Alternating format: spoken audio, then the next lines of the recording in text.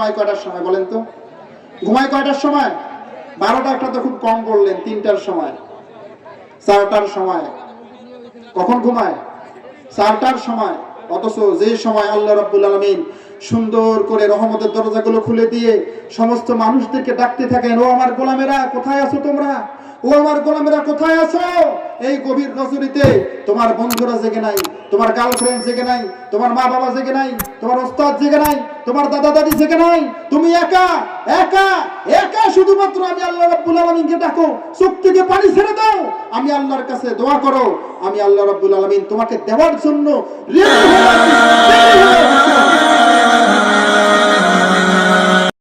ক্রয় করে নেওয়ার পরে তার মূল্য পরিশোধ করে নাই, তার কাছ থেকে দূরে চলে গেছে, তাকে মূল্য দেয় নাই। এই মূল্য না পাওয়ার কারণে তিনি বারবার তাকে বললেন, ভাই আমার মূল্য দাও, আমার ব্যবসার মূলধনটা আমাকে ফিরিয়ে দাও।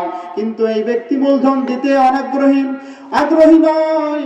এইবার ওই ব্যক্তি কোনো উপায় না পেয়ে ওই সময়ে পাহাড়ের চূড়ায় উঠে মানুষকে ডাক দিয়ে কোনো কিছু বললে মানুষের না জড়ো হয়ে যেত। সুবহানাল্লাহ বলেন। এখন মাইকেল করা লাগে, তখন মাইকেল ছিল না, মাইক ছিল না, কিছুই ছিল না। তখন পাহাড়ের চূড়ায় উঠে ডাক দিলে মানুষগুলো একত্রিত হয়ে যেত আর সেখানে নিজেদের আবদারগুলো পেশ করত। মানুষগুলো যখন একত্রিত হয়ে গেল তখন বলল, আমাকে সাহায্য করার মতো কেউ কি নাই? এতগুলো মানুষের ভিতরে আমি কি কারো মাধ্যমে উপকৃত হতে পারবো না?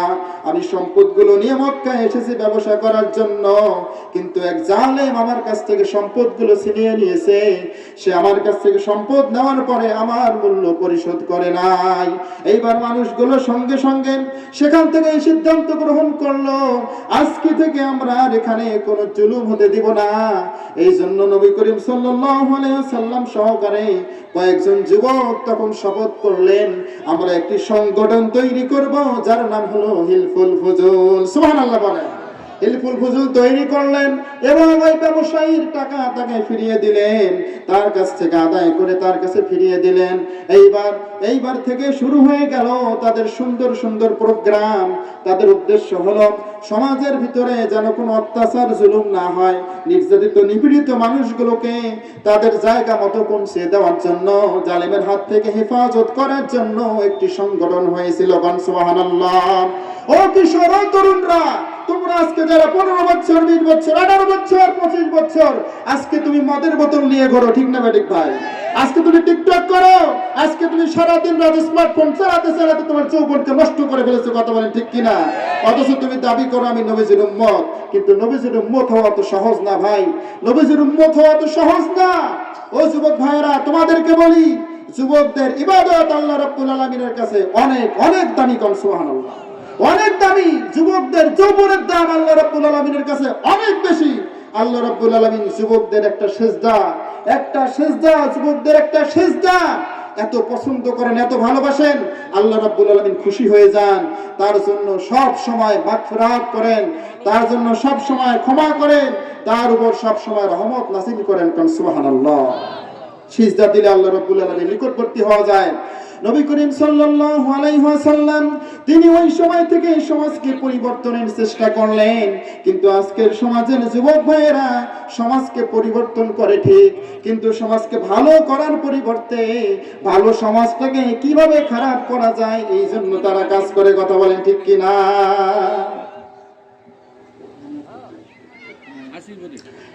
কথা বলেন ঠিক কিনা ভাই?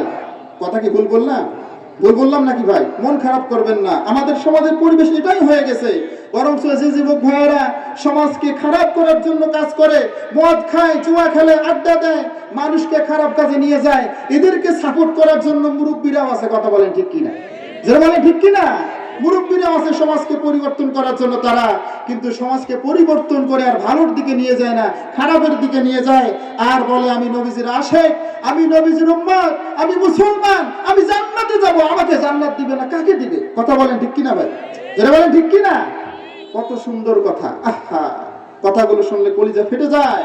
নবীজি মুসলমান, তিনি মুসলমানদের জন্য কাজ করলেন, সমাজকে পরিবর্তনের জন্য কাজ করলেন, সমাজকে পরিবর্তনের জন্য ছোট থেকে উদ্যোগ নিয়ে সংগঠন তৈরি করলেন।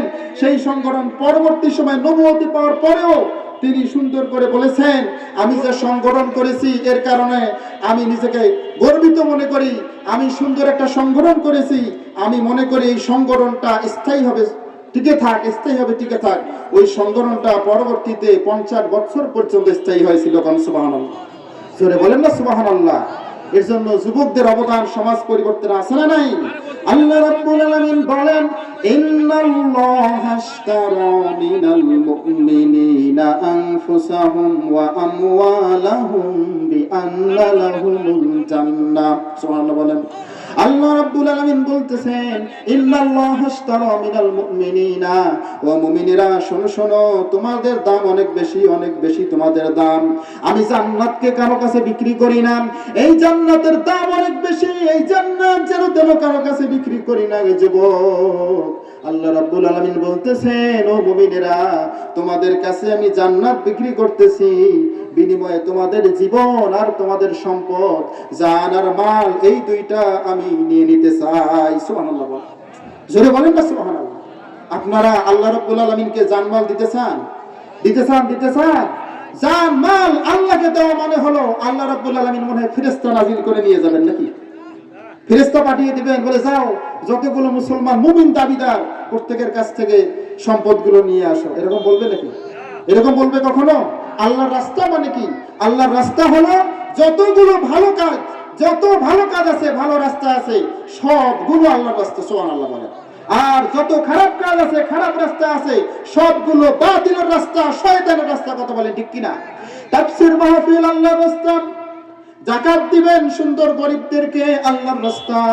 জিহাদের জন্য মাল সম্পদ ব্যবহার করবেন, দান করবেন, আল্লাহর রাস্তা। আপনি মানুষের জন্য ব্রিজ কালভার্ট বানিয়ে দিবেন, আল্লাহর রাস্তা। ও মুসলমান ভাইরা বলেন তো, আজকে নেতারা ব্রিজ কালভার্ট নিজের টাকা দিয়ে বানিয়ে দেওয়া তো দূরের কথা, সরকারি বাজেট যা আসে সে বাজেটটা পর্যন্ত পকেটে ঢোকায়। কথা বলেন ঠিক কিনা? এই যে আপনাদের আমাদের পাশের এলাকার রাস্তা, ভ্যান্ডাবাই রোডের যে রাস্তা, ভ্যান্ডাবাই থেকে রংপুর পর্যন্ত, এই রাস্তাটা পাকা করা কতদিন হয়? 1 বছর 1.5 বছর। অল্প কিছুদিনের ভিতরে রাস্তার যে পেহল দশা ভাই, এইরকম রাস্তা বানানোর থেকে না বানাই ভালো ছিল। ঠিক না ঠিক ভাই? কথা বলেন ঠিক না ঠিক? 70% টাকা মেরে খায়, মাত্র 30% টাকা দিয়ে কোন রকম জনগণকে বুঝ দেয়, দেওয়ার পরে বলে যে আমি রাস্তা বানিয়ে দিয়েছি। কথা বলেন ঠিক কিনা? এইরকম দুর্নীতিবাদ যদি বাংলাদেশে থাকে, আর কোন দুর্নীতিবাদের দরকার নাই, আর কোন চাঁদাবাজের দরকার নাই। এইরকম দুর্নীতিবাদ নেতাদের কারণে বাংলাদেশ কখনো উন্নত হতে পারবে না। কথা বলেন ঠিক কিনা? কথা বলেন ঠিক না ঠিক ভাই? এগুলো আমাদের নেতাদের অবস্থা। কাদের অবস্থা? আমাদের নেতাদের অবস্থা। এমন কিছু নেতা এখন বাহির হয়েছে, আমরা খবরে পাই, এখনো ক্ষমতা নাই, এখনো ক্ষমতা আসে নাই, তাদের চাঁদাবাজ শুরু হয়ে গেছে। টেম্পু স্ট্যান্ড দখল, বাস স্ট্যান্ড দখল, রাস্তায় চাঁদাবাজি, ট্রাকে চাঁদাবাজি, বাসে চাঁদাবাজি, এমনকি কবরস্থানেও চাঁদাবাজি আছে না নাই? কথা বলেন না কেন ভাই? জোরে বলেন ঠিক না ভাই? এইরকম চাঁদাবাজদেরকে সামনে আপনারা দেখতে চান? জোরে বলেন দেখতে চান? না, আমরা আর দুর্নীতিবাজকে দেখতে চাই না, আর চাঁদাবাজকে দেখতে চাই না। ও যুবক শোনো, তোমার মতো যুবক হাদি ভাই কিন্তু অন্যায়ের বিরুদ্ধে লড়াই করে দুনিয়া থেকে বিদায় হয়েছেন। কথা বলেন ঠিক কিনা? অন্যায়ের বিরুদ্ধে লড়াই করেছেন। হাদি ভাইয়ের কথাগুলো শুনে দেখবেন কত সুন্দর কথা। নিজের জীবনের জন্য তিনি কখনো মায়া করে না, শুধু সব সময় চেষ্টা করে কিভাবে সৎ পথে থাকা যায়, অন্যায়ের বিরুদ্ধে থাকা যায়। আল্লাহ রাব্বুল আলামিন নামে যদি হকের পথে থাকি, হকের পথে থেকে যদি শহীদ হই, শহীদি তামান্না আমার ভিতরে থাকে, আমার আল্লাহ যদি খুশি হয়ে যান, আমার মালিক যদি খুশি হয়ে যান, আমার আর কারো দরকার নাই, আমার আর কোনো কিছুর দরকার নাই। কথা বলেন ঠিক কিনা? সেই মালিক যদি খুশি হয়ে যান, আমার দুনিয়ার কোনো নেতা খুশি হওয়ার দরকার নাই। আমার মালিক যদি খুশি হয়ে যান, আর দুনিয়ার কোনো নেতা খাদার খুশি হওয়ার দরকার নাই। আমার মালিক যদি খুশি হয়ে যান, আমার কোটি কোটি টাকার দরকার নাই, আমার শেয়ারের দরকার নাই, পদ পদবীর দরকার নাই, কিন্তু আমার মালিক খুশি হতে হবে। সুবহানাল্লাহ। জিকির করি লা ইলাহা ইল্লাল্লাহ, জোরে লা ইলাহা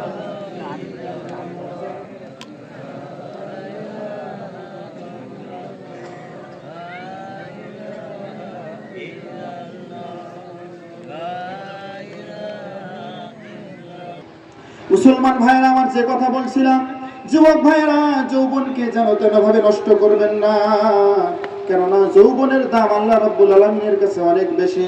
এই যুবক বয়সে খারাপ কাজ করে নিজের চরিত্রটাকে নষ্ট করো না। এই যুবক বয়সে খারাপ কাজ করে ইমানটাকে নষ্ট করো না। যুবক বয়সে আল্লাহ রাব্বুল আলামিনের কাছে মাথা নত করো, তোমার সম্মান বাড়িয়ে দিবেন একজন তিনি কে। এই জন্য সবসময় অন্যায়ের বিরুদ্ধে থাকতে হবে, সমাজকে পরিবর্তনের কাজ করতে হবে। ও যুবক ভাইয়েরা, আজকে এখানে আলহারা ইসলামী পাঠাগারে যুবক ভাইয়েরা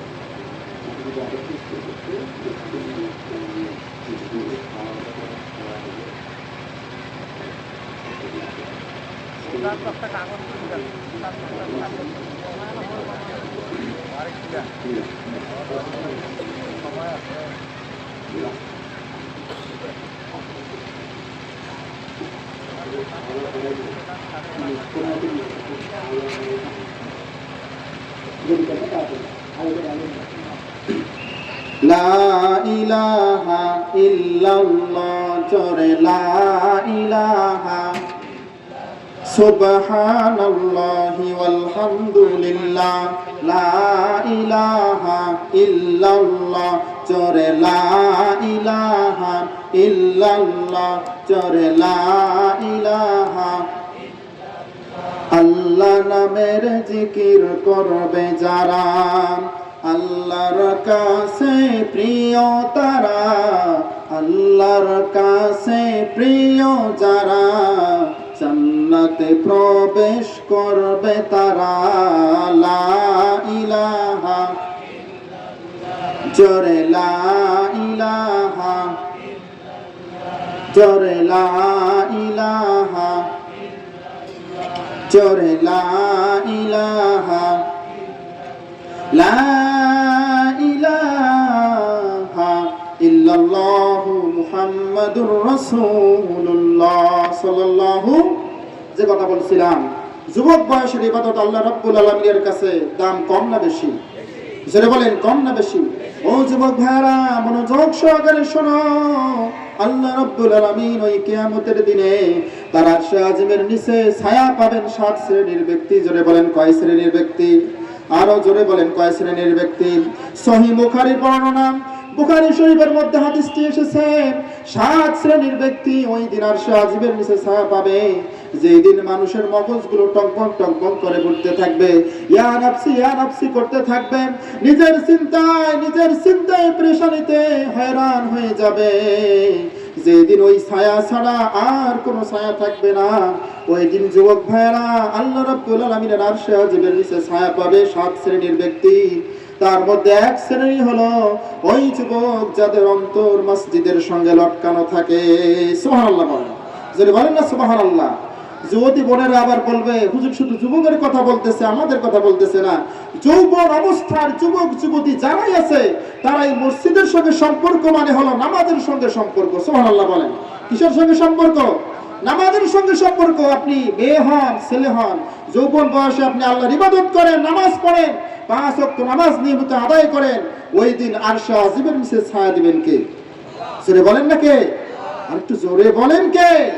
আরেকটা গুরুত্বপূর্ণ কথা, ও ভাইয়েরা আমার, নামাজের কথা আল্লাহ রাব্বুল আলামিন বারবার বললেন, নামাজের জন্য এত কড়াকড়ি করলেন, কিন্তু আমরা নামাজের গুরুত্ব দেই না, নামাজের ধারি না। ও যুবক ভাইয়েরা, এই বিজয়ের মাসে আমি দেখতেছি অনেক জায়গায় কনসার্ট হচ্ছে, অনেক জায়গায় বক্স নিয়ে পিকনিক খাওয়া হচ্ছে, ডিজে গান বাজানো হচ্ছে, অনেক জায়গায় রাত্রি শেষ করে দেওয়া হয়, ফজরের আগ মুহূর্তে বক্সটাকে বন্ধ করা হয়, বন্ধ করে বাড়িতে চলে গিয়ে ঘুমায়, এক ঘুমে দুপুর 12টা বেজে যায়। কথা বলেন ঠিক কিনা? কিন্তু নামাজের খবর নাই। এই সন্তানেরা কিন্তু মুসলমান ঘরের সন্তান, আপনার আমাদের ঘরের এই সন্তান। কথা বলেন ঠিক কিনা? এখন পিতামাতাকে সুন্দর করে পিতামাতাকে জাগতে হবে, পিতামাতাকে পরিবারটাকে সুন্দর করে গুছিয়ে নিতে হবে। কেননা পিতামাতা সন্তানদেরকে, নিজের সন্তানদের মোড়টাকে পরিবর্তন করার জন্য প্রধান ভূমিকা রাখে। কথা বলেন ঠিক কিনা? আপনার সন্তান সারা রাত ধরে ডান্স করে, সারা রাত ধরে আপনার সন্তান টিকটকে থাকে, সারা রাত ধরে আপনার সন্তান তাসের আড্ডায়, জুয়ার আড্ডায়, গাঞ্জা খায়, মদ খায়, নারী নিয়ে পড়ে থাকে, এরকম আছে না নাই ভাই? আপনাদের সমাজে মনে হয় নাই, কিন্তু আমাদের এলাকায় আছে। আপনাদের সমাজ অনেক ভালো, বাইরের সমাজ অনেক ভালো, আলহামদুলিল্লাহ। নাই নাকি বলেন? আছে আছে আছে আছে। ভালো মানুষ নাই? ভালো মানুষ নাই? ভালো মানুষদের দায়িত্ব কি? এই খারাপ মানুষদেরকে ভালো পথে ফিরিয়ে আনার জন্য চেষ্টা করা। সুবহানাল্লাহ বলেন। ও মুসলমান ভাইরা, আরেকটা কথা বলি, ওই আরশে আজিমের নিচে ছায়া পাবে 7 শ্রেণীর ভিতরে এক শ্রেণী হলো যারা নামাজ আদায় করবে নিয়মিত, মসজিদের সঙ্গে অন্তরটাকে ঝুলানো থাকবে, লটকানো থাকবে। আরেকটা শ্রেণী হলো ওই যুবক যাকে কোনো সুন্দরী রমণী আহ্বান করে কোনো খারাপ কাজের জন্য, তখন ওই যুবক তারটাকে সাড়া না দিয়ে বলে আখাফুল্লাহ, আমি আমার আল্লাহ রাব্বুল আলামিনকে ভয় করি। সুবহানাল্লাহ বলেন, জোরে বলেন সুবহানাল্লাহ। আল্লাহ রাব্বুল আলামিনের ভয় অন্তরে আনতে হবে, আল্লাহ রাব্বুল আলামিনের ভয় অন্তরে নিয়ে আসতে হবে, তাহলে খারাপ কাজগুলো বাদ দেওয়া সম্ভব হবে। যদি আল্লাহর ভয় অন্তরে না থাকে, আপনি কোনোদিন খারাপ কাজ বাদ দিতে পারবেন না, কোনোদিন পারবেন না। চিন্তা করেন একা একা বসে, আমি যদি আজকে মারা যাই আমার অবস্থা কি হবে? আমি যদি আজকে মারা যাই, আমার গার্লফ্রেন্ড তো আমাকে নিয়ে আর থাকবে না, আমার গার্লফ্রেন্ড তো আমার খবর আর করবে না, আমি তো কবরে চলে গেলে আমার জন্য দোয়াটা পর্যন্ত ভালো করে করবে না। আমার মা বাবা আছে, আমার বন্ধু বান্ধব আছে, আমার দাদা দাদি আছে, আমার চাচারা আছে, আমি যদি আজকে মারা যাই তারা আমার জন্য কি করবে? কোনো গ্যারান্টি আছে? যারা বলেন ভাই কোনো গ্যারান্টি আছে? কোনো গ্যারান্টি নাই। হাদিসের মধ্যে আসলো কোন যুবতী সুন্দরী রমণী যে দেখতে সুন্দর, সুন্দর ডানা কাটা চোখ, ডানা কাটা এইরকম সুন্দর কাজল কালো চোখ, এইরকম সুন্দরী যদি কোনো মহিলা খারাপ কাজের জন্য ডাকে, যে যুবক ভাই বলবে আখাফুল্লাহ, আমি আল্লাহকে ভয় করি, আমি তোমার ডাকে যেতে পারবো না, আমি কোনো খারাপ কাজ করতে পারবো না, তাহলে ওই যুবকের জন্য আরশে আজিমের নিচে ছায়া দিবেন কে? সরি বলেন না কে? আল্লাহ রাব্বুল আলামিন। ও যুবতী বোনেরা আমার, আপনাদেরকেও বলি, আপনাদের যৌবন অবস্থায় কোনো ছেলে যদি আপনাকে ডাকে খারাপ কাজের জন্য, আপনি কসমিন কালেও সাড়া দিবেন না, আপনি বারবার বলবেন আমি আল্লাহকে ভয় করি, আমি আল্লাহকে ভয় করি, আমি মুসলমান, আমার যৌবনের দাম আছে, আমার যৌবনের দাম আল্লাহ রাব্বুল আলামিনের কাছে জান্নাতের সমান। সুবহানাল্লাহ বলেন, জোরে বলেন না সুবহানাল্লাহ। কারণ আপনার যৌবনটাকে যদি ইসলামের জন্য বিলিয়ে দিতে পারেন, আপনি যদি আপনার যৌবনটাকে ভালো কাজে ব্যয় করতে পারেন, আপনি যদি যৌবন বয়সে আল্লাহর সামনে কুদরতি পায়ে সিজদা দেন, লুটিয়ে পড়েন, আপনার যৌবনের ইবাদতের বিনিময়ে আল্লাহ রাব্বুল আলামিন জান্নাত দিয়ে দিবেন, ওয়াদা করেছেন। সুবহানাল্লাহ। ইন্নাল্লাহা আশতারা মিনাল মুমিনিনা আনফুসাহুম ওয়া আমওয়ালাহুম বিআন্না লাহুমুল জান্নাহ। আল্লাহ রাব্বুল আলামিন বলতেছেন, ও মানুষেরা, মুমিনেরা, শোনো শোনো, তোমাদের দুইটা জিনিস আমি আল্লাহ কিনে নিলাম। এক নম্বরে তোমাদের জান, আর 2 নম্বরে তোমাদের মাল। বলেন এক নম্বরে কি? সবাই বলেন এক নম্বরে কি? 2 নম্বরে কি? আরেকটু জোরে বলেন 2 নম্বরে কি? 1 নম্বরে জান, 2 নম্বরে মাল। এইটা মুমিনদের কাছ থেকে কিনে নিয়েছে আল্লাহ রাব্বুল আলামিন। এই জান এবং মালকে যদি আপনি আল্লাহর রাস্তায় ব্যয় করতে না পারেন, তাহলে আপনার জন্য জান্নাত না, আপনার জন্য জাহান্নাম রেডি করে রেখেছেন কে? এবার আসেন জান মাল কিভাবে ব্যয় করবেন। আল্লাহ রাব্বুল আলামিন বলতেছেন পরের অংশে, ইউকাতিলুনা ফি সাবিলিল্লাহি ফায়াকতুলুনা ওয়া ইউকতালুন। সুবহানাল্লাহ বলেন। আল্লাহ রাব্বুল আলামিন বলতেছেন, জান মালকে আমি আল্লাহর রাস্তায় ব্যয় করবে, তার 1 নাম্বার পদ্ধতি হলো আমি আল্লাহর রাস্তায় জান মাল দিয়ে জিহাদ করবে। কার কথা? জোরে বলেন কার কথা? একটু আস্তে বলেন। আল্লাহ রাব্বুল আলামিনের নাম উচ্চারণ করতে এত কার্পণ্য কেন? এত কার্পণ্য কেন? কার্পণ্য করা যাবে ভাই? বলেন তো কে? জবান খুলে বলি কে? আরেকবার বলি, আবার বলি, পিছনের ভাইরা বলে নাই, সবাই একসঙ্গে বলি আল্লাহ আল্লাহ। এই ডাক, এই আওয়াজ আল্লাহ রাব্বুল আলামিন শুনেছেন কিনা? শুনেছেন কিনা? নেকি লেখা হয়েছে কিনা? জোরে বলেন। হয় নাই মনে হয়? নেকি লেখা হয় নাই? হয়েছে। তাহলে আপনারা আল্লাহর নাম উচ্চারণ করতে কার্পণ্য করেন কেন? আল্লাহ রাব্বুল আলামিন বলতেছেন, তোমরা জান এবং মাল দিয়ে আমি আল্লাহর রাস্তায় জিহাদ করবে।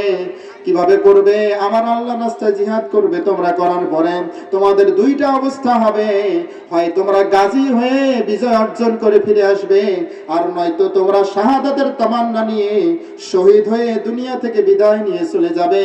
আর শাহাদাতের তামান্না নিয়ে যদি তোমরা লড়াই করো আর শহীদ হয়ে যাও, আমি আল্লাহ রাব্বুল আলামিন তোমাদের জন্য বিনা হিসাবে জান্নাতে দিয়ে দেব। সুবহানাল্লাহ, লিল্লাহি তাকবীর। এত সুন্দর সুযোগ আল্লাহ রাব্বুল আলামিন দিলেন, জান এবং মালকে আল্লাহর রাস্তায় ব্যয় করতে হবে। আবার নবী করিম সাল্লাল্লাহু আলাইহি ওয়াসাল্লাম বলতেছেন, তুহফাতুল মুমিনিল মাউত, তুহফাতুল মুমিনিল মাউত, মৃত্যুটা ঈমানদারদের জন্য একটা উপহার। সুবহানাল্লাহ, সুবহানাল্লাহ বলেন, সুবহানাল্লাহ বলেন। মৃত্যুটা মুমিনদের জন্য কি? যারা বলেন কি উপহার। যখন কেউ দেয় আর যে নেয়, নেওয়ার জন্য সে সুন্দর করে অধীর আগ্রহ নিয়ে যায়, কথা বলেন ঠিক কিনা? তাহলে মুমিনেরা সব সময় মৃত্যুর জন্য প্রস্তুত থাকবে। কি থাকবে ভাই? সবাই বলেন কি থাকবে? প্রস্তুত থাকবে। আমি ভালো কাজ করি, আমি খারাপ কাজে যাই না, বারবার ইস্তিগফার করি, আল্লাহ রাব্বুল আলামিনের সামনে সিজদা দেই, আমি মৃত্যুর জন্য প্রস্তুত। জানি না কখন আমার ডাকটা এসে যায়, জানি না কখন ডাকটা এসে যায়, আমার যখন ডাক এসে যাবে আমি যাওয়ার জন্য সব সময় প্রস্তুত হয়ে আছি। সুবহানাল্লাহ। ও মুসলমান ভাইরা, জান এবং মাল দিয়ে আল্লাহর রাস্তায় জিহাদ করতে হবে। হাদি ভাই জান আর মাল দিয়ে আল্লাহর রাস্তায় জিহাদ করেছেন, কোন সুবহানাল্লাহ। ও যুবক, তোমার মতো যুবক হযরত আলী রাদিয়াল্লাহু তাআলা আনহু জান মাল দিয়ে আল্লাহর রাস্তায় জিহাদ করেছেন, জীবনের পরোয়া করেন নাই, বাড়ি ঘরের পরোয়া করেন নাই। আবু বকর সিদ্দিক রাদিয়াল্লাহু তাআলা আনহু, আবু বকর রাদিয়াল্লাহু তাআলা আনহু, আবু বকর সিদ্দিক রাদিয়াল্লাহু তাআলা আনহু ইসলামের জন্য জীবন এবং মালটাকে সবগুলো উজাড় করে দিয়েছেন। আপনারা জানেন এক জিহাদের জন্য নবীজি মাল সামানা চেয়েছেন, সম্পদ চেয়েছেন। আবু বকর সিদ্দিক রাদিয়াল্লাহু তাআলা আনহু তার ঘরের সমস্ত সম্পদগুলো নবীজির সামনে পেশ করেছেন। সুবহানাল্লাহ, জোরে বলেন না সুবহানাল্লাহ। এটা হলো ঈমান, এটাই হলো ঈমান, এটাই হলো ঈমান। আমি খেয়ে থাকি না থাকি, আল্লাহ রাসূল আমাকে সম্পদ নিয়ে ডেকেছেন, আমি সব সম্পদ নিয়ে আসবো। সুবহানাল্লাহ বলেন।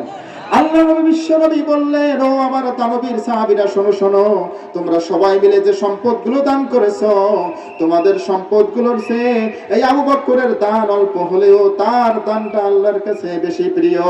সুবহানাল্লাহ বলেন, সেটা বলেন সুবহানাল্লাহ। কেননা সবগুলো তিনি দান করেছেন, ঘরের মধ্যে কিচ্ছু রাখেন নাই, যা ছিল সব দান করেছেন। বলেন লিল্লাহি তাকবীর। ও যুবক ভাইরা, তোমার মতো যুবক হলো খালিদ বিন ওয়ালিদ। ওই যে কাফের সৈন্য 1 লক্ষ মতান্তরে 2 লক্ষ মুতার প্রান্তরে, খালিদ বিন ওয়ালিদ মাত্র 3000 মুসলিম সৈন্য নিয়ে তাদের বিরুদ্ধে লড়াই করে বিজয় ছিনিয়ে এসেছেন। কোন সুবহানাল্লাহ। একটা নয়, দুইটা নয়, 9টা তরবারি তার হাতে ভেঙে গেছে। অবশেষে ছোট্ট একটা ইয়ামিনী তরবারি দিয়ে যুদ্ধ করে লড়াই করে সুন্দর কৌশল করে আল্লাহ রাব্বুল আলামিন ওই যুবক খালিদ বিন ওয়ালিদের মাধ্যমে ইসলামকে বিজয় দান করেছে। আর জোরে বলেন না সুবহানাল্লাহ। আমরা বীরের জাতি, আমরা সিংহের জাতি, আমাদের পরিচয়টা কি আগে বুঝতে হবে, কথা বলেন ঠিক কিনা?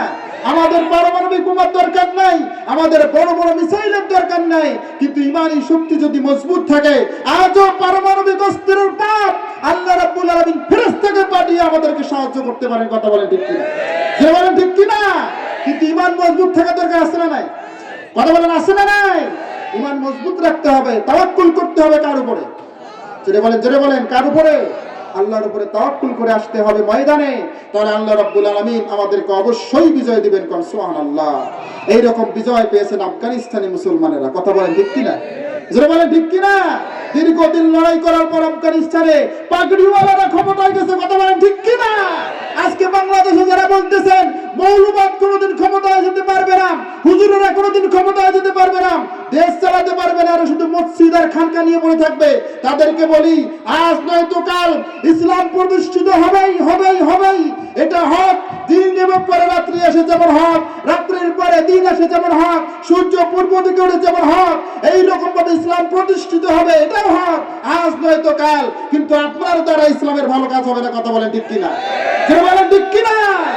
এই ইসলামের জন্য কাজ করে যারা জীবন দিয়েছেন, শাহাদাত বরণ করেছেন, তাদের জন্য সুন্দর করে জান্নাত সাজাচ্ছেন, সুসজ্জিত করতেছেন আল্লাহ রাব্বুল আলামিনের জান্নাতে হুর গিলমানেরা, কথা বলেন ঠিক কিনা?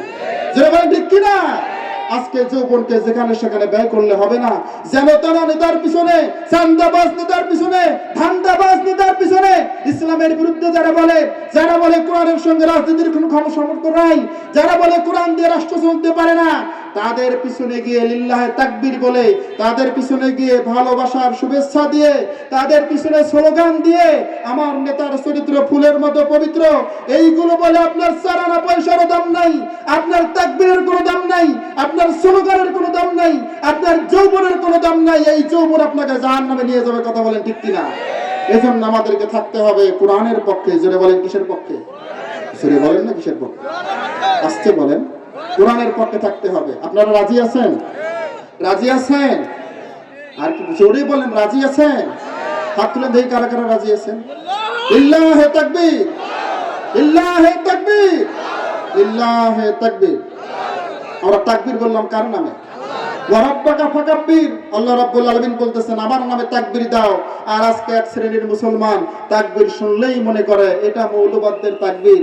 এই তাকবীর দেয় কেন তারা? এই তাকবীর শুনলে কিছু কিছু মানুষের অন্তরে জ্বালা পোড়ার সৃষ্টি হয়। কথা বলেন ঠিক কিনা? যারা বলেন ঠিক কিনা? এই তাকবীর কি জামাত ইসলামের তাকবীর? এই তাকবীর চরমনাইয়ের তাকবীর? এই তাকবীর হেফাজতের তাকবীর? এই তাকবীর আওয়ামী লীগের তাকবীর? এই তাকবীর কি বিএনপির তাকবীর? এই তাকবীর কার? যারা বলেন কার? আল্লাহর নামের তাকবীর। আপনি যাই হন, আল্লাহর নামের তাকবীর দেন, আপনার সম্মানটাকে বাড়িয়ে দিবেন কে? যারা বলেন বাড়িয়ে দিবেন কে?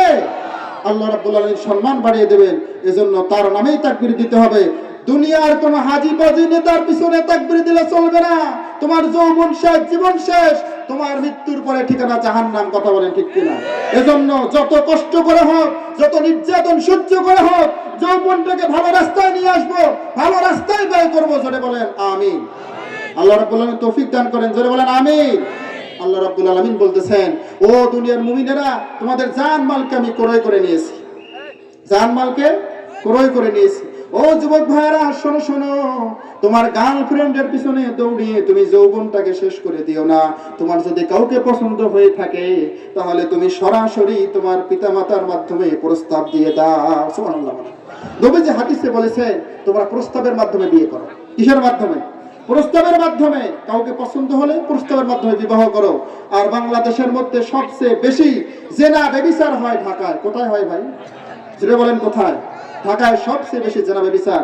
আপনাদের সামনে বলতে আমার লজ্জা লাগে, এত নোংরা নোংরা কাজ ঢাকায় হয়, এত নোংরা কাজ হয়, আপনি অন্তর থেকে চিন্তাও করতে পারবেন না। মুসলমানরা তো নিচে নামতে পারে, মুসলমানরা তো নিচে নামতে পারে, মুসলমানের সন্তান, মুসলমানের বাচ্চা, কিন্তু কাজ করে ইহুদিদের মতো, খ্রিস্টানদের মতো, কুত্তা শিয়ালের মতো যৌন কর্মে লিপ্ত হয়। কথা বলেন ঠিক কিনা? যেটা বলেন ঠিক কিনা? কিন্তু আল্লাহ রাব্বুল আলামিন সুন্দর বিবাহ, একটা সুন্দর একটা মাধ্যম দিয়েছেন নিজের জীবনকে সাজানোর জন্য। এই বিবাহ থেকে আমরা অনেক পিছিয়ে, এর পিছনে সমাজও অনেকটা দায়ী। কথা বলেন ঠিক কিনা? সমাজের যে একটা কড়াকড়ি নিয়ম, বিবাহ করতে গেলে অনেক মানুষকে ডেকে দাওয়াত দিয়ে খাওয়াতে হবে। ঠিক না বেঠিক ভাই? অমুকের ছেলের বিবাহ হলো, অনেকগুলো সম্পত্তি, জায়গা জমি, টাকা পয়সা, কিন্তু 10 জন লোককেও হাত ধোয়ায় নাই। কথা বলেন ঠিক কিনা? এত সম্পদ থেকে লাভ কি? এরকম বলা বলি করে। আবার বিবাহের মধ্যে যদি রিক্সায় চড়ে বা ভ্যানে গিয়ে অথবা অটোতে গিয়ে যদি বিবাহ করে, বলে এটা কোনো বিবাহ হলো? এটা কোনো বিবাহ হলো? আবার মোহরানা করতে গিয়ে বলে 5 লক্ষ টাকা, 10 লক্ষ টাকা, 20 লক্ষ টাকা। আসসালামু আলাইকুম। হুজুর কোথায় আছেন এখন?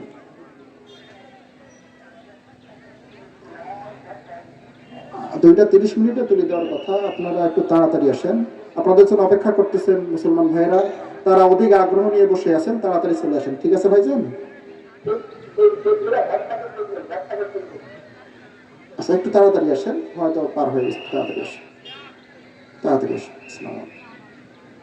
উনি এখনো রাস্তায় আছেন, খুব কাছাকাছি আসছেন। কি করব, আমরা পরিস্থিতির শিকার। অনেক আগ থেকে আমি বলতেছি আপনি একটু তাড়াতাড়ি আসেন, বেশি করে আলোচনা করেন। যাক, আল্লাহ রাব্বুল আলামিন সহি সালামতে তাদেরকে আসার তৌফিক দান করুন। সকলে বলেন আমিন। জোরে বলেন আমিন। ও মুসলমান ভাইরা, যৌবনটাকে যেন তেন পথে ব্যয় করবেন না, কেননা আল্লাহ রাব্বুল আলামিন যুবকদের ইবাদতকে অনেক বেশি পছন্দ করেন। কোন সুবহানাল্লাহ। ও যুবক, তুমি গুনাহ করেছো, গুনাহ করতে করতে জীবনটারে শেষ করে ফেলেছো। তোমার গুনার দিকে তাকালে মনে হয় জাহান্নাম ছাড়া কোনো উপায় নাই। এখন হয়তো বলবে আমি অনেক গুনাহ করেছি, আমার জন্য জাহান্নাম ছাড়া কোনো উপায় নাই। এখন আর নামাজ পড়ে কি হবে? এখন আর তওবা করে কি হবে? কিন্তু মুসলমান ভাইয়েরা আমার, মনোযোগ সহকারে শুনেন, আপনাদের জন্য সুন্দর খুশির সংবাদ দিয়েছেন নবী করিম সাল্লাল্লাহু আলাইহি ওয়াসাল্লাম। নবী করিম সাল্লাল্লাহু আলাইহি ওয়াসাল্লাম তার সাহাবীকে ডাক দিয়ে বলল, আমার সাহাবী, মরুভূমির ভিতরে যদি কারো উট আর পানিও সব হারিয়ে যায়, হারিয়ে যাওয়ার পরে তার কাছে কোনো পানি নাই, কোনো বাহনও নাই, এমন অবস্থায় ওই লোকটির কি অবস্থা হবে বলো তো বলো। এইবার সাহাবী বলতেছেন, ও ইয়া রাসূলুল্লাহ, ইয়া হাবিবাল্লাহ, লোকটা তো পরেশান হয়ে যাবে, চিন্তায় হয়রান হয়ে যাবে। এইবার নবী করিম সাল্লাল্লাহু আলাইহি ওয়াসাল্লাম বলতেছেন, এইবার যদি অপেক্ষা করতে করতে, ছোটাছুটি করতে করতে হঠাৎ করে দেখতে পায় উট তার পানীয় খাবার নিয়ে তার সামনে হাজির হয়ে গেছেন, বলো তো বলো, এইবার ওই লোকটি পথচারীটি কতটা খুশি হবেন। এইবার সাহাবী বলতেছেন, ইয়া রাসূলুল্লাহ, ইয়া হাবিবাল্লাহ, এইবার তো খুশিতে বাকবাক হয়ে যাবে, খুশিতে আত্মহারা হয়ে যাওয়ার মতো অবস্থা হয়ে যাবে, সিজদায় পর্যন্ত লুটিয়ে পড়বে।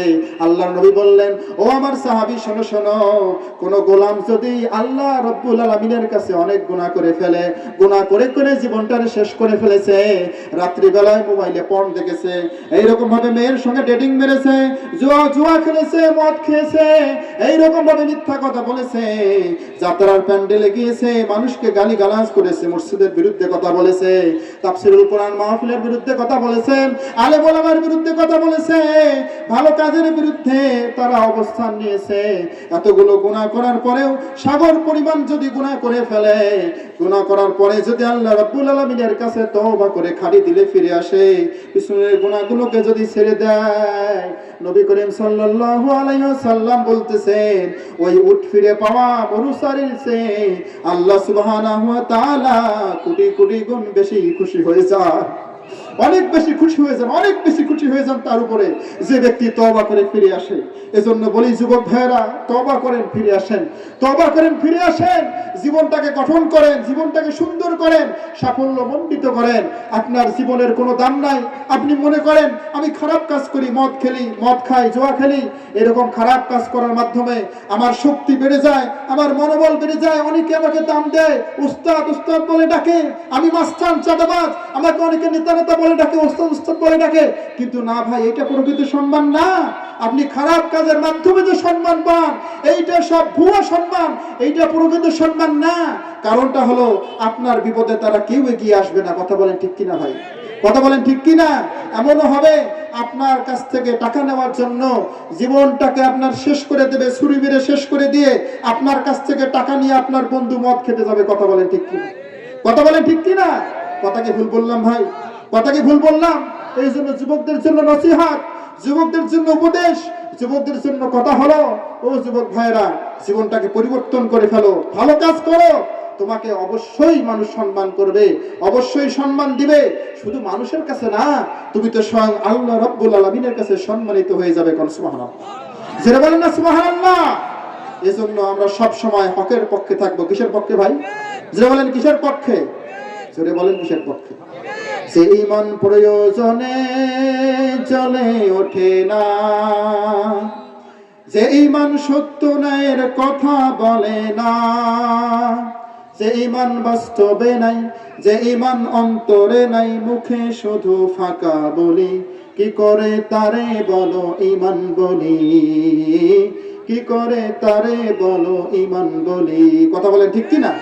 যে ঈমান খায় দেয় আনন্দ করে, যে ঈমান খায় দেয় আনন্দ করে, যে ঈমান লেবাসধারী কোরআন হাদিস তাও না পড়ে। আছে না নাই? কথা বলেন আছে না নাই? শুধু মুসলমানের লেবাস লাগিয়ে কিন্তু কোরআনের হাতও দেয় না, কোরআন পড়া দূরের কথা, হাতও দেয় না। বলে কোরআনে হাত দিতে গেলে কত উজু করা লাগবে, আমি 7 দিন ধরে গোসল করি নাই, এই ঠান্ডায় 15 দিন ধরে গোসল করি নাই, পেশাব করে ঢিলাগুলো ব্যবহার করি নাই, পরিষ্কার পরিচ্ছন্ন নাই, কিভাবে মসজিদে প্রবেশ করি, কিভাবে কোরআনটা স্পর্শ করি? আছে না নাই ভাই? কথা বলেন আছে না নাই? তুমি মুসলমান ঘরের সন্তান, তোমার ঘরে তো রবীন্দ্রনাথের রক্ত নাই, তোমার দেহে তো রবীন্দ্রনাথের রক্ত নাই, তোমার দেহে তো আবু জাহেলের রক্ত নাই, তোমার দেহে তো মুসলমানের রক্ত, তোমার দেহে তো খালিদ সাইফুল্লাহ আইয়ুবের রক্ত, তোমার দেহে আবু বকর সিদ্দিকের রক্ত, তোমার দেহে হযরত আলীর রক্ত, তোমার দেহে হাদির রক্ত প্রবাহমান। কথা বলেন ঠিক কি না? তুমি কখনো নাপাক থাকতে পারো না, যখনই নাপাক হয়ে যাবে পরিষ্কার হয়ে নেবে, পবিত্রতা ইমানের একটা অঙ্গ। কথা বলেন ঠিক কি না? তুমি কখনো নাপাক থাকতে পারো না। তুমি কেন পেশাব পায়খানা করে পরিষ্কার হবে না? তুমি কি কুকুর শিয়ালের মতো বড় হতে চাও? তুমি কি কুকুর শিয়ালের মতো জীবন যাপন করতে চাও? ও যুবক ভাইরা, মেডিকেল সায়েন্স বলতেছেন আজকে যারা বেশি পরিষ্কার পরিচ্ছন্ন থাকে তারা অনেক রোগ থেকে হেফাজত থাকে। সুবহানাল্লাহ। যারা পরিষ্কার পরিচ্ছন্ন থাকে, নিয়মিত পরিষ্কার পরিচ্ছন্ন হয়, 5 ওয়াক্ত নামাজ পড়ে নিয়মিত, তাদের চর্মরোগ খুব কম হয়। কি হয় ভাই? চর্মরোগ খুব কম হয়। আর যারা পরিষ্কার পরিচ্ছন্ন থাকে না, অপবিত্র থাকে, তাদের লজ্জা স্থানের কাছে বড় বড় রোগ হয়। নাউজুবিল্লাহ বলে। অনেক যুবক ভাইকে দেখেছি ক্যান্সারে আক্রান্ত হয়ে মারা যেতে, আছে না নাই? কথা বলেন, আছে না নাই? অনেক যুবক ভাইয়েরা যৌবন বয়সে তাদের যৌবনের অবস্থা খারাপ, কেরাসীন অবস্থা, আছে না নাই? কথা বলেন, আছে না নাই? আপনার যৌবনটাকে নষ্ট করে ফেলেছেন, এখন দৌড়ান হারবালের পিছনে। কথা কি ভুল বললাম? কথা কি ভুল বললাম? আপনি হারবালের পিছনে দৌড়ান, যৌবনের ঠিক করার জন্য কত জায়গায় দৌড়ান, কিন্তু লাভ নাই। যৌবনকে ঠিক করার জন্য আসতে হবে কার কাছে? কিসের কাছে? জোরে বলেন, কিসের কাছে? আপনি আজকে থেকে পরিবর্তন হয়ে যান, কোরআনকে বুকে ধারণ করেন, কোরআনকে লালন করেন, নবীজির সুন্নাত তরিকা অনুযায়ী জীবন পরিচালনা করেন। আজকে থেকে আপনার যৌবনের পাওয়ার বাড়তে থাকবে, 100% বেশি দিন সময় লাগবে না। কথা বলেন ঠিক কিনা? সুবহানাল্লাহ বলেন, লিল্লাহি তাকবীর। এটা হলো ইসলামের শিক্ষা। কিসের শিক্ষা ভাই? ইসলামের শিক্ষা। আপনারা কালো জিরা খাবেন, মধু খাবেন। নবী করিম সাল্লাল্লাহু আলাইহি ওয়াসাল্লাম বলেছেন, মৃত্যু ব্যতীত প্রত্যেকটা রোগ, যত রোগ আছে সব রোগের জন্য মহা ঔষধ হলো কালো জিরা। সুবহানাল্লাহ বলেন। সব রোগের মহা ঔষধ কি ভাই? বলেন কি ব্যতীত?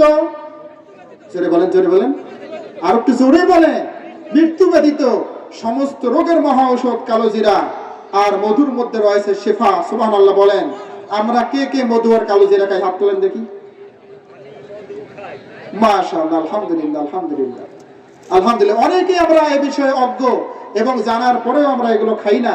আপনি কি খান? আপনি ফাস্ট ফুড খান, জাঙ্ক ফুড খান।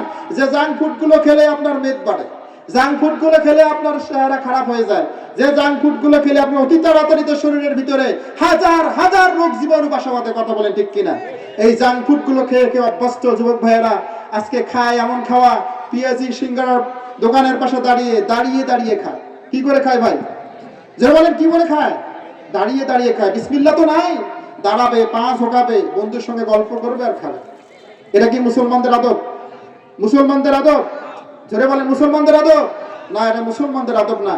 খানা পিনার আদব আছে, আপনি শুইবেন তার আদব আছে, যেখানে যাবেন সেখানে আপনাকে শিষ্টাচার শিখায় ইসলাম। এই কোরআন আপনার চরিত্রকে গঠন করে দেবে, আপনার ঈমানকে গঠন করে দেবে, আপনার দাম বাড়িয়ে দেবে একমাত্র কোরআন। এজন্য কোরআনের বাইরে আপনারা যাবেন না। কোরআনের বাইরে যেই যাবে সে পথভ্রষ্ট হয়ে যাবে। কথা বলেন ঠিক কিনা? এজন্য যতদিন আছি দুনিয়ায় থাকবো, কোরআনকে নিয়ে বাঁচবো। রাজি আছেন আপনারা? যতদিন এ দেহে থাকবে প্রাণ, ততদিন গেয়ে যাব কোরআনেরই গান।